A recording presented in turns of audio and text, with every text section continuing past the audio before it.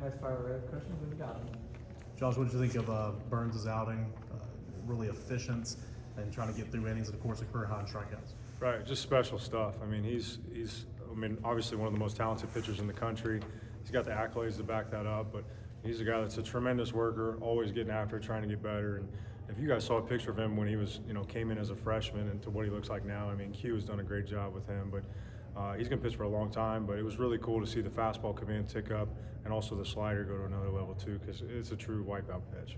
Going off that, your thoughts on Seth Halvorsen's outing? Yeah, it's just cool to see him back. I mean, there's been a lot of work that's gone into that for him, kind of behind the scenes, and kind of a freak deal last year that happened right over there in that cage. So, again, I think anytime we get him out here, we're pretty excited, because what people forget is that guy threw on Friday night in the SEC, which you cannot put a value on that experience. So, but it's kind of a different profile. I remember we faced him in Missouri. It was kind of like, a little rise run on the heater, but the slider was always good. But now Coach A's got him really sinking that thing where it's hard for guys to get the ball in the air. So he's going to be a real weapon for us. What's his transition been like from, that Friday night starter to now coming out of the bullpen? I think he's just been selfless. I mean, he's pitching different roles at other spots, and he was, a two-way guy, just a real athletic kid and famous, recruit in high school. So I think he's athletic and capable of pitching in any role. And, I think he's just excited to be back out there after watching for, an entire year last year, because he was, getting healthy again.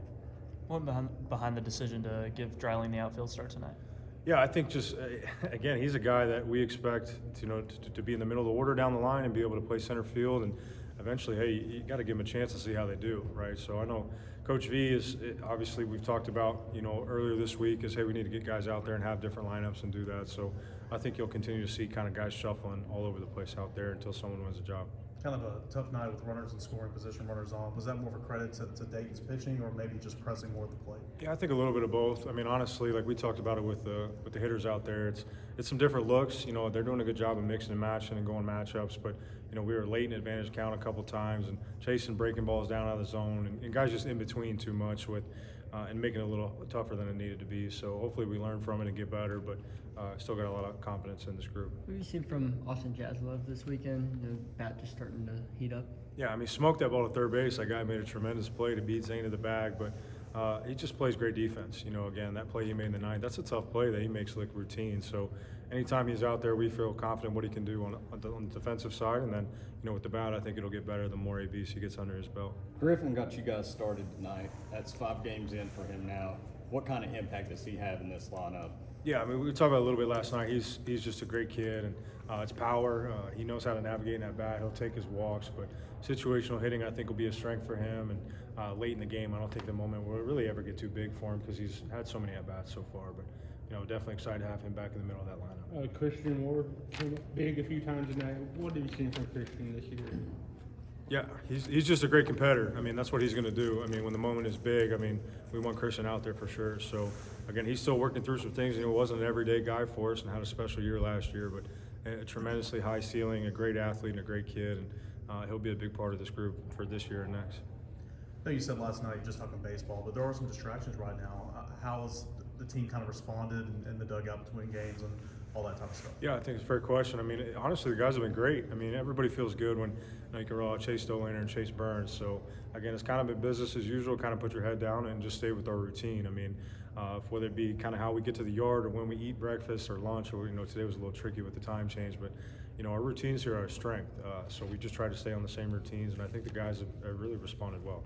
Was 12 strikeouts the expectation for Drew Bream tomorrow? Elander first yesterday, Burns tonight. Well, maybe. I know there's some internal competition between those three at all times, but I mean, Beam is just fills it up, strikes all day long. So, when he attacks that strike zone, we play defense. Good things usually happen. So, looking forward to hopefully a little bit better weather and a good Sunday here at Lindsey Nelson. Talk about the competition between those three. What about the bullpen competition? I mean, with the pitching so good, it's going to be hard to get these guys innings. Yeah, well, that's why they pay Coach V the big bucks and Coach A's here, right? So, but no, it's just cool because we have different weapons. I mean, different looks. I mean, different slots, lefties, righties. There's a lot of things we can do, and the fun part of the beginning of the year is kind of figuring out, hey, who handles what situation the best, and how do they bounce back? That's another thing we're going to have to find out. But with Bernsey and those guys eating up the strike zone pretty good. I mean, it's kind of limited that so far, but we'll get them in there for sure.